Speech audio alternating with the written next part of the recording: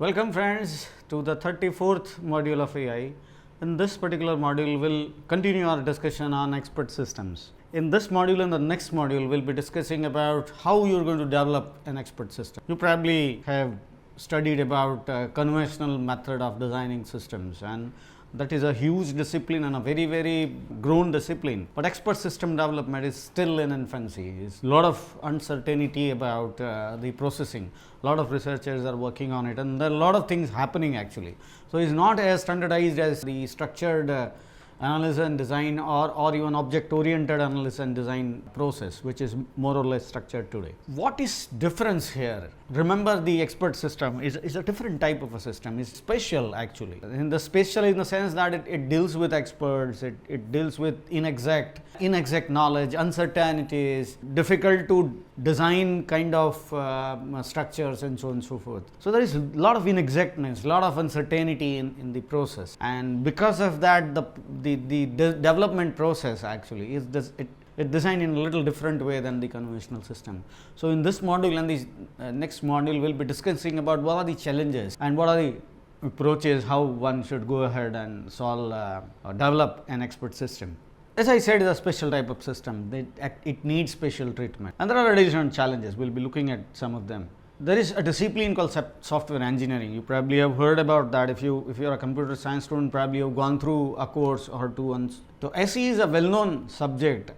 What does it do? It basically designs the software project in a way that it looks like an engineering project. Okay, so it has taken the motivation from engineering discipline, and it does that process. It processes it in a way that it is the process, the software development happens like an engineering project. But anyway, system analysis and design and even object oriented system analysis and design and this thing SE are three well known disciplines, and they are doing a lot of things, and people have taken a lot of inspiration from it to design many different types of systems, and ES is not an exception. We are not going to look at how that is done. If you want to study a little more about that, you better read a book from Roger Pressman or take some other book on this thing. There are a lot of good things available about that. We are only going to concentrate the additional challenges that the expert system is going to throw on us, and if you have to design an expert system, we'll have to actually look at them and handle them. So that's what we are going to concentrate on this. And there are some researchers who have extended conventional system analysis and design, like water flow model is extended, the spiral model is also extended, even the agile model is extended for expert systems. There are researchers who have provided a lot of additional inputs from their side. Not only that, there is something called rapid prototype development process. For complex computer systems, prototype is a very good method. Prototype is about developing a kind of model of a system, working model, which doesn't have anything in the background. If you know a bit about computers, what you do is just generate forms and reports without any processing, and let the user go through that and let him suggest any modification that is required. That is going to help you concentrate on the right type of coding. If you don't do that, later on what will happen, user would say that this report is to be changed or this input form is to be modified. The actual code will have to change. If you do not want to do that, the best thing is to prepare a prototype. For complex systems, this is anyway observed in complex system designing process. For expert system, it is a must. Prototype is one very important component of an expert system. So that is one which is very important. Not only that, conventional systems do have databases. In this particular case, usually you have some ontology. So given a word or phrase or something, you can not only learn about that word or phrase, but you also learn about the context in which that word is used. So you can infer better. We have studied about that, so I am not going to discuss more on it, but you know that looking at that, you can infer better, you will be able to reason better, you will be able to answer questions better. Not only that, the plan and scheduling of the components, how the process is carried out, what's the first thing to be done, what's the second thing to be done, and so on and so forth is also done, which we'll be discussing soon. But anyway, as I said, there are few challenges. One of the very important challenges for expert system is that you will have to get an expert for the domain. Without an expert, it is impossible to build an expert system. You can build an extremely complex system, which is very hard for anybody to code and design, but unless you involve expert into it, it is not an expert system. So I'm not talking about systems which are complex. I'm talking about systems which demand an expert. Okay, expert has to be part of it. For example, I'm designing an expert system for intrusion detection. I need an expert who does know what intrusion detection is, how one can do it, and that knowledge is to be coded into computer code. The other example is somebody who knows exactly what is a spam and what is not spam, and that is coded into a program. Somebody who knows who is a doctor and knows exactly how to diagnose this disease, that knowledge is coded into a program, then it is called an expert system. Somebody who is a very good electrician, looking at the inputs, will have a very good position to decide where the fault is and how to repair that.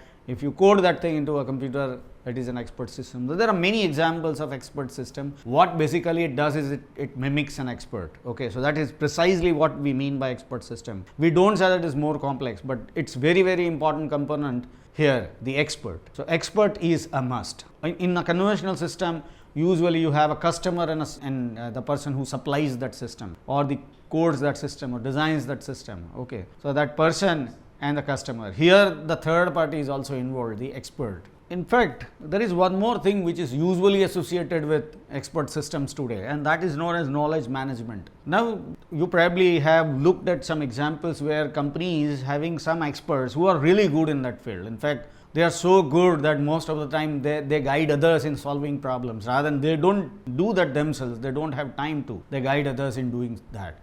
Pick up any industry and you will find some people who are doing it. So those are real experts, and now if they leave the organization, there is a huge lacuna, there is a huge problem, because company cannot function, cannot solve those problems. So they want to preserve that knowledge, which is rare. Okay, how do they do it? They distill that knowledge from that expert and store it in something called a knowledge management system, which knowledge management system will help others in solving problems. Knowledge management system is nothing but an extension to the expert system, is a type of expert system which acts like an expert actually. But we are not going to discuss knowledge management system further here in this particular module, but you can understand that it's quite related to it. The other important difference is that there is a guy called knowledge engineer who is also roped in for handling this problem, because experts are experts. For example, if you bring in a doctor and doctor is very good and he is very knowledgeable and obviously has to be pretty busy, he does not have time to understand the computers, he does not have time to enter the code, enter the detail himself. So somebody will have to do it. We have already seen that the guy who does that, who provides this interface, is known as knowledge engineer. So this is another thing which is very, very important. Remember, the role of knowledge engineer is to interpret what the expert is talking about, understand his heuristics and apply those heuristics into that system, in that specific knowledge structure which can get that thing inside. Okay, so one of the important requirement of knowledge engineer is to understand how this knowledge is to be stored inside the knowledge base. Expert probably will have no idea that this is going to be stored in a typical type of a class where these are public variables and those are private variables and these are the methods and all that. He probably have no idea. He would just provide his knowledge, and the knowledge engineer converts that thing into a computerized form using this. So that's an important role. For example, in IDS, intrusion detection system, K will decide that which fields of the packet are to be copied in a data structure. For intrusion detection system, a good thing is that this domain also belongs to computer science. So the particular person, the administrator himself, probably is well aware of the domain and probably will not mind entering data himself, and you won't need knowledge engineer. But if you pick up the medical domain, probably doctor is not all that well equipped or not willing to do it, so you require knowledge engineer. For example, one thing, what type of information that you would like to store for a patient? Would you like to store his age, his height, weight, what are the parameters, and what value indicates what? Okay, that knowledge, if the doctor transmits that information to the knowledge engineer probably will decide that there will have to be a patient class, there will have to be a disease class, and there will have to be an operation class, so on and so forth, and which information is to be stored in which form, that this guy is going to decide. Okay, so that's the other thing which comes into picture when you talk about expert systems. And errors are likely to creep in. It has to. In fact, expert systems expect some errors to happen. Even doctors make mistakes. we all know, and that's the reason why we have to go for second opinion in most cases where the diagnosis is that you have a blood cancer or you'll have to undergo an operation and all that. We'll ask some other expert, okay, because this answer, the doctor's answer may be wrong answer, okay, it might contain a flaw. Okay, so that's the point. Same way expert systems might generate an answer which is false because it is based on obviously the expert's knowledge. So that's the point. So how to handle errors and the tolerance level and all that information also is to be decided by the knowledge engineer and should be fed in. There are few things which introduces errors because of the communication issue with the expert and the knowledge engineer. For example, expert has provided a heuristic which KE has not exactly coded inside. There is some wrong, something which is entered which is wrong, or the rules are ordered incorrectly. Okay, I can give few examples of intrusion detection, but that's not relevant. Please understand, if you change the order of the rule, it is quite possible that you will not be able to work. For example, if the rule A is allow anything which starts from 10, and rule B says anything which starts from 10.1, then it should be prohibited. Now that 10.1 rule should come first, because if 10.1 rule comes first, that 10.1 is eliminated, anything other than that is accepted. That should be the rule. If the second rule is placed first, second rule will not be tested, 10.1 rule will not be tested. So that's the point here. So that is incorrect rule ordering. Knowledge mismatch. If KE understands intrusion sensor as something else and expert believes it to be something else, expert believes distributed denial of service as something other than what KE understands, when expert provides a rule, KE implements it incorrectly, and that could also be the reason. There are mission critical problems like missile launch and anything related to that, or even a satellite rocket firing and all that. These are all mission critical systems. If you do it differently or do it other than the required time, or don't do it immediately, the effect can be catastrophic. So those things require a lot of careful calculation and all that. So those things, if you don't take care of those attributes, probably the answer may be correct, comes little later, or in different form than that is expected, and the answer probably absolutely wrong. So those things are to be taken care of, and because of all this, the errors might creep in. And many a times, even if something is wrong, you must go on. You'll have to continue the operation. For example, satellite, you can't just stop the satellite. If something goes wrong, fine. The rocket is misfired, it's just fine. You'll have to continue. You'll have to try with some other rocket or something else, but you can't just stop. The boiler is running, or something, life support system for a patient is running. It has incorrect input, so it should not stop. It should continue functioning. If the oxygen supply is not coming, okay, but the other systems must continue. If one part of it is not working properly, just fine, report it, but the rest of it must continue. Point is, such errors are to be handled by expert system, and depending on the requirement should be handled in the case. Okay, so this again is quite critical issue.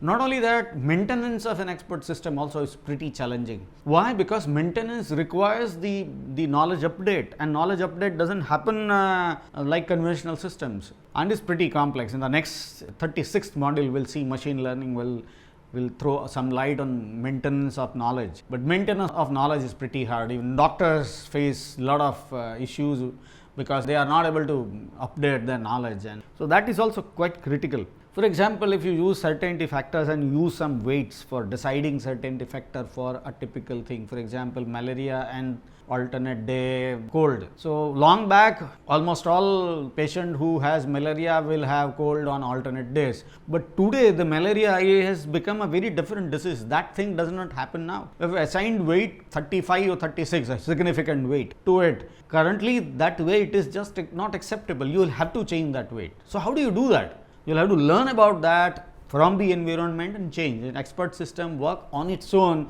it has to learn such things on its own. And there are many ways to do it. Machine learning is very, very useful and important way of doing it. But anyway, this is an example of how and what knowledge update is, and that is to be automated in most cases. An expert system who can update itself is a better expert system. Otherwise, that expert system will not have almost no future, because obviously when you are designing a program, you expect it to run for a longer period. For obviously you put in a lot of money, you require to get that return back. If you don't get that return back, there is no point doing it. So the expert system that you have developed now, if it runs for 5 years, probably you will get your money back. So that has to run for 5 years, that has to be updated continuously at least for 5 years. That utility for expert system should exist, continue exist for that period, and this won't happen unless you provide that update. So please understand that this is a very, very critical requirement. But anyway, let us go ahead. These are the differences between conventional design and the expert system design. Now what we are going to do is we are going to look at 7 different steps of designing expert system. I have carefully eliminated all things which conventional system design requires. And remember, here you probably read many old books on expert system development design. Almost everyone assumes that you're developing an expert system is a single system, and the steps are written in that fashion. But in true sense, currently almost all expert systems are designed as part of a conventional system. For example, an Apple Siri program. An Apple Siri program is actually an expert system program which can understand, which can recognize its owner and understand commands and act in that fashion. Okay, but the Apple system has many other programs, and almost every other program is written using a language called Objective C++, and there is something called Swift which is added. Basically, it is something which is accepted by the Apple's operating system called iOS. Okay, so that is a definite system on which, for which these programs are written in a conventional way. Now this is an expert system, PAL, which is augmented, which augments this thing here. So this is a common thing today. You will hardly find an expert system which is standalone. Usually it is part of the conventional system, and that drives us in that direction. So expert system you cannot develop as a standalone thing nowadays. So that's the reason why I am telling you that these are the things which you additionally do irrespective of what you follow. You may follow any structured design process, but then additionally you will have to do it. So these steps which I am talking about are additional to these conventional steps. So please understand that thing. The expert system development process, the first thing is called feasibility. Now you probably think that yes, feasibility also is the first step in conventional system and design. Here the feasibility means something else. Feasibility means that whether the task that you have picked up is really an expert system problem or not. Now there are two different cases where this is not an expert system process. The first case is where this is something which one can solve using a conventional system design process.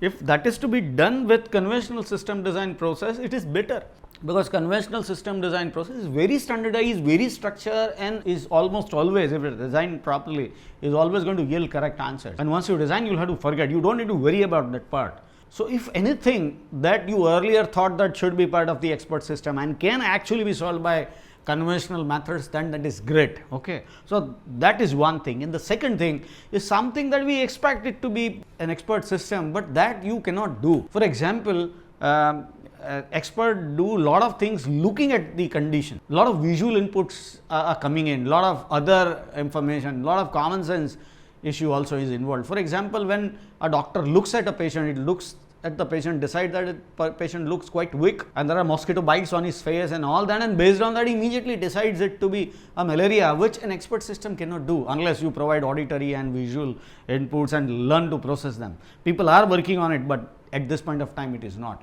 Conventionally, the expert systems are only relying on the consultation model, the verbal, not even verbal, the textual model. So unless that problem is possible to be solved using that model, it's almost impossible. For example, can you write an expert system to let somebody play a table tennis game? Chess is fine. You can make an expert system to help somebody play chess. Okay, so when somebody played a move, then the expert system would say that no, that's not a right move and this is the right. But table tennis, you will have to let the person learn how to use that racket, how to move that racket, and so on and so forth, which is almost impossible for an expert system to provide. So that is called the feasibility. You decide whether it's a problem which demands expert system solution or not. So that is feasibility. Second thing is called identification. You identify that problem. Okay, exactly. What are the components? What should it be doing actually? Okay, and once you understand and you look at many components, and you will then decide that out of this, these are the components they really need expert system solution. Some of them might not be. So feasibility is actually a rough estimate. Identification is little detailed process which clearly identifies components which require expert system solution. The third one is called conceptualization. Now you actually analyze those programs. You analyze and really understand what comprises of those problems and how each module, each part should be addressed. Whether you need predicate logic for it, or you need NMRS for it, or you need certainty factors, or you need to introduce fuzzy systems into it, or some part does not have any knowledge associated with it, you'll have to have that learning component. You may provide neural network based systems, or for some part you have to design state spaces and all that. So those things are to be done right now. So that is called conceptualization. You don't design it, you just check whether this is required or that is required, and so on and so forth. Once you understand, you know exactly what is expected. Now you decide what will be your expected solution to that problem. Okay, conceptualization clearly identifies what the problem is exactly, and what are expected solutions is designed in the formalization process. Formalization is basically a design process, conceptualization is basically an analysis part. So now you're designing solutions, okay, which solves the problems that you've identified during the analysis part. You're not solving it. But remember, one very, very important difference between the conventional design process and the formalization process in this expert system design is that the expert system design is little less structured, because the problems are more abstract in nature, and that requires a lot of modifications even while you're coding. So more stress of that is done in the implementation phase. In conventional system design, only the coding is only coding. In fact, at the time of designing, you do almost every detailing. Every function is completely defined with what it returns, what it accepts, and what are the data structures that it uses, and all that. That is done at the time of designing. Here in formalization, that is not done. Only the knowledge representation system is decided, the database is decided. These things are decided, those fields and all that are decided, but the complete specification is not yet decided. You might say that this will be the class and this probably will be the fields of it. These are private variable, private members and public members, and so on and so forth. They are decided, but they can change. Okay, so with not complete specification is available at this point of time.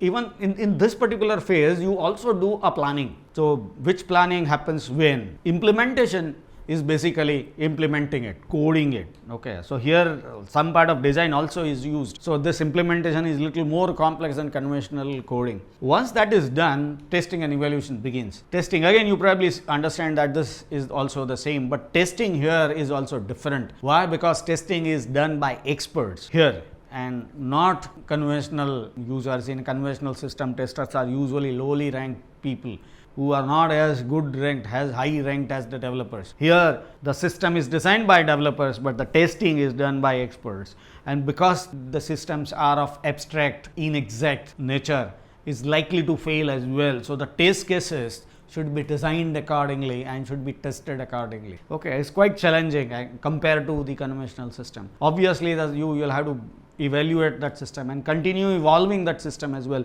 So that also is part of that phase.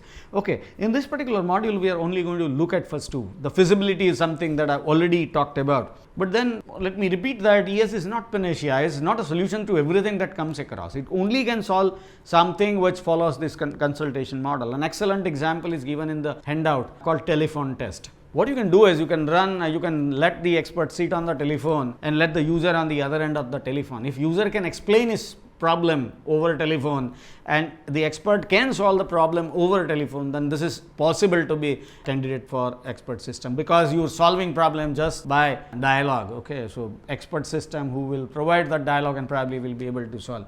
But if that is not enough, user cannot explain or expert cannot understand user's problem without looking at it, without touching it, without processing it, without really seeing it, then expert system cannot replace that. You will have to keep that process manual, or even you don't even require expert. If there are possibilities of computerizing it, obviously that coding it in a conventional way, then it is to be done that way. Okay, a telephone test is something that I have already talked about. Okay, I have already told you that there are three things.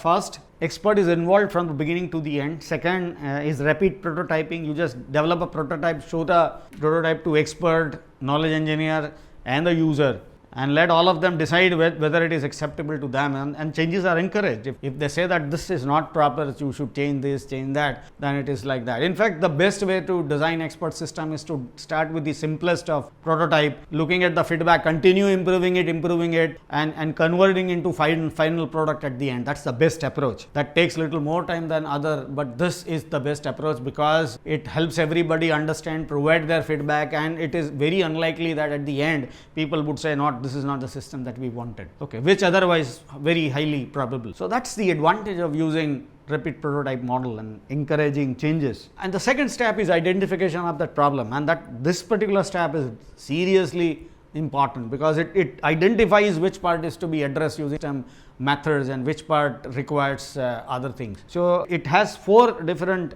steps. One is problem survey, which surveys that problem, actually looks at what's what. Then you select candidates out of it. These are the candidates which I need apply expert system solution to.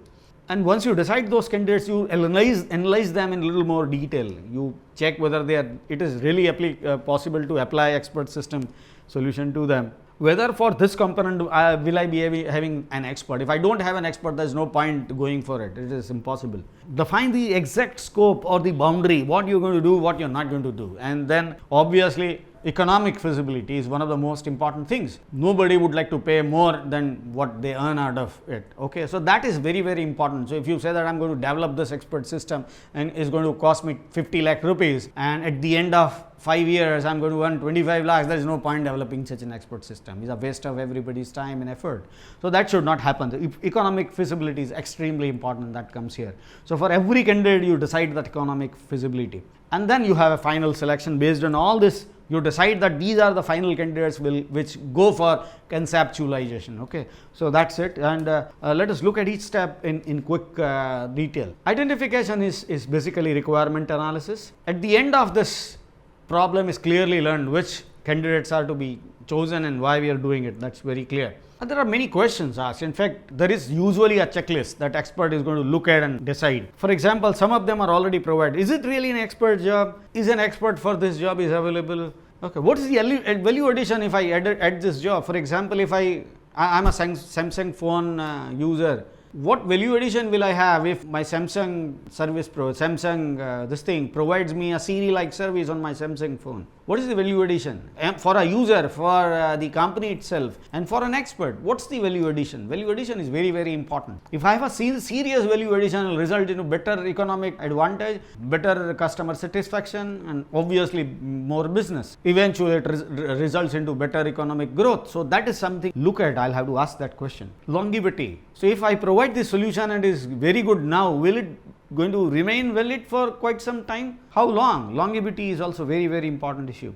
Solution remain acceptable for at least the period for which I get the money back, not if not more, at least. There are a lot of other parameters like for example, whether there is uncertainty to be processed. If the uncertainty is not required, probably the conventional solution is good enough. Or need for judgmental knowledge. You will have to decide whether what to do, whether should I test for malaria or typhoid. That kind of judgment I'll have to make. Whether this packet is malicious, whether this packet requires deep inspection or not, I'll have to decide, and that kind of judgmental knowledge is needed for the system or not. If you have that, yeah, expert system is the solution for you. You require default assumptions? Is it possible to have incomplete information in the system which I need to process? And do I need to validate things, or is there a possibility of something going wrong and is acceptable? For example, when we go to doctor, we know that sometimes the doctor may go wrong, and we are not going to blame doctor every time. Sometimes we do, but we accept that. We know that it is human, or doctor is also human, and that is very, very likely. So is it possible for user to accept that as well? So sometimes you have that in some optimal solution, incorrect answer. So do you allow it? Will users accept it? Obviously, an important question is, when will this be getting over? When will this be completed? Do we have knowledge engineer who can bridge the gap between a computerized system requirement and an expert, who can glean knowledge from an expert and put it into expert systems? Both knowledge engineer and expert must have sufficient time to devote for the system, and they don't have time, probably there is no need to go for an expert system because you are going to fail. And will they receive administrative support, and substantial reference material also is available. So for example, medical domain, there is a lot of other information available. So you don't require to ask the doctor what are the types of disease and what are the symptoms and all that. Those things are available through automative means. So you just copy them from somewhere and continue. You don't need to ask doctor for it. If such a thing is available, we'll be able to utilize expert time in more fruitful fashion. So that is again a query that you will answer. The other issue is whether you will be able to sync the conventional system and expert system. If you cannot do it, it is again a question mark. So there are a lot of things, whether the expert time is properly utilized, conventional part and the expert system part are communicating correctly. Okay, you will have to, like current method is to use XML based forms. Okay, even databases are used, sometimes even flat files are used. Point is it available. Okay, I am for example implantable medical devices which are implanted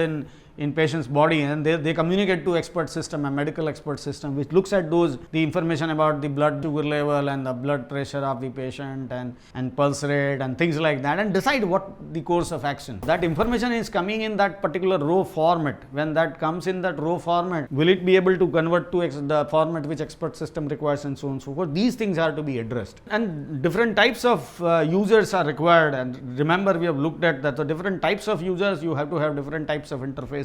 Analysis, every component is to be analyzed on different perspectives, which we have already looked at. Identification phase is basically done to prune the candidates which are not true candidates. So this part is done exactly for that purpose. Applicability of this thing, the expert system solution on this, is tested next. For example, it asks a question whether expert is really an expert. Okay, do you really want to, if you get this expert system, it is going to mimic somebody who is so good that people, there are a lot of people who wants to glean knowledge from them.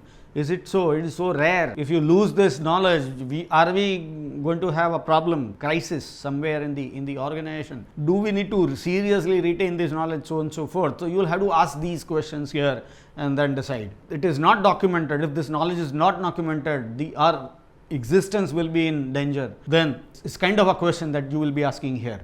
And it is quite possible that the knowledge that we are asking for is voluminous, is continuously changing, okay, is coming in different formats, not in the same format, coming from tweets, Facebook posts, conventional flat systems, databases and all that, and also changing rapidly. Okay, so probably you understand what I'm talking about. This is related to big data problem. Okay, that is very, very important. Availability of expert, I've already talked about, is a very, very important issue for this particular case. Defining the scope comes next. I've already told you that defining a scope is critical, because you have to clearly tell what expert system is going to do, what is not going to do.